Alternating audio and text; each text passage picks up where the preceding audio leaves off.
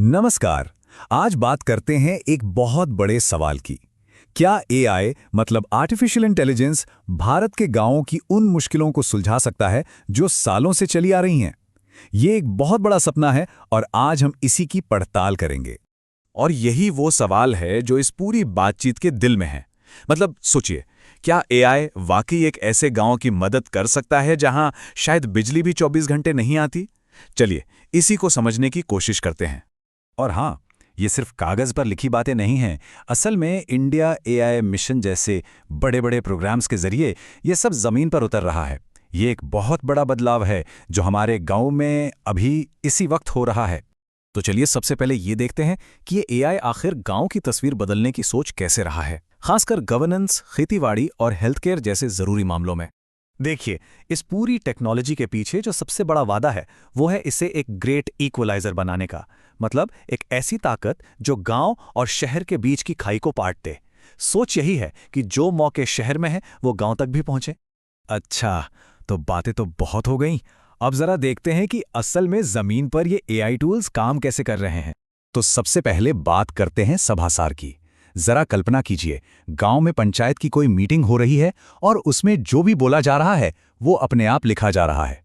ये सुनने में छोटा लगता है, पर ये टूल लोकल गवर्नेंस और पारदर्शिता में एक क्रांति लाने जैसा है।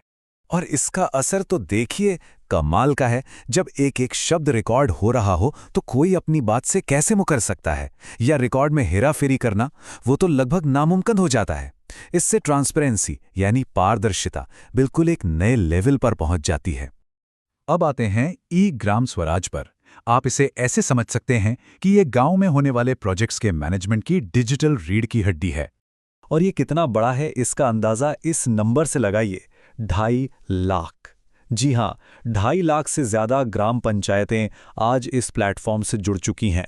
ये सच में जमीनी स्तर पर एक डिजिटल क्रांति है। अच्छा, अब जरा खेती किसानी की बात करें। यहां तो एआई किसानों का एक सच्चा दोस्त बनकर उभर रहा है।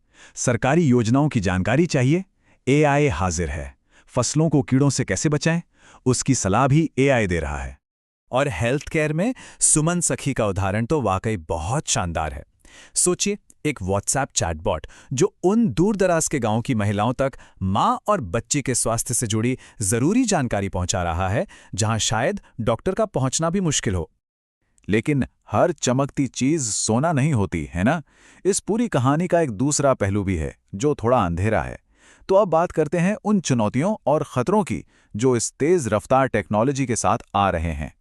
देखिए, सबसे बड़ी मुश्किलों में से एक है डेटा डेजर्ट्स, यानी डेटा का रेगिस्तान। इसका मतलब क्या है? मतलब ये कि ज्यादातर एआई मॉडल्स को शहर के डेटा पर ट्रेन किया जाता है। अब जब आप उस एआई को गांव में इस्तेमाल करेंगे तो जाहिर है उसके फैसले गलत या पक्षपाती हो सकते हैं, क्योंकि उसे गांव की असलियत का कुछ पता ही नहीं है। और फिर आता है नौकरियों का डर, जो कि बिल्कुल असली है। एक चिंता ये भी है कि कहीं एआई खेतीबाड़ी और क्लर्क वाले पारंपरिक काम छीन न ले। अगर ऐसा हुआ तो गांव में बेरोजगारी बढ़ सकती है। और खतरे सिर्फ इतने ही नहीं हैं। सोचकर देखिए, एआई ने किसी की सब्सिडी रोक दी और कोई ये समझा ही नहीं पा रहा कि ऐसा क्यों हुआ। या मान लीजिए एआई को किसी की लोकल बोली ही समझ नहीं आ रही। ये सब जमीन पर बहुत बड़ी बड़ी मुश्किलें खड़ी कर सकते हैं। तो ठीक है, हमने समस्याएं तो देख लीं। अब जरा समाधान की तरफ बढ़ते हैं। आइए देखते हैं कि इन जोखिमों से निपटने के लिए भारत की स्ट्रैटेजी क्या है, प्लान क्या है। देखिए, इसका समाधान एक मल्टी स्टेप स्ट्रैटेजी में है। पहला कदम, हर गांव तक इंटरनेट और बिजली पहुंचाना। दूसरा, गांव का अपना डेटा तैयार करना ताकि एआई पक्षपात न करे। तीसरा, ये पक्का करना कि हर एआई के फैसले पर एक इंसान की नजर हो। और साथ ही युवाओं को नई स्किल सिखाना और अपने देश में एआई मॉडल बनाना। ये सब मिलकर ही एक सही एआई वाला भविष्य बना सकते हैं। तो अब हम घूम फिरकर वापस उसी बड़े सवाल पर आते हैं जहां से हमने शुरुआत की थी, कि आखिर एआई का असली असर क्या होगा। ये लाइन इस पूरी सोच का सार है कि भारत में एआई का विकास इसी एक सिद्धांत पर होना चाहिए। मकसद गांव वालों की जगह लेना नहीं, बल्कि उन्हें और ताकतवर बनाना है, उन्हें सशक्त करना है। तो अंत में ये सवाल आपके सोचने के लिए है, क्या एआई वाकई सबके लिए बराबरी लाएगा या फिर ये एक नई तरह का फासला पैदा कर देगा? देखिए, मौके भी बहुत हैं और चुनौतियां भी। और रास्ता इस बात पर निर्भर करेगा कि हम इन ताकतवर टूल्स का इस्तेमाल आखिर करते कैसे हैं।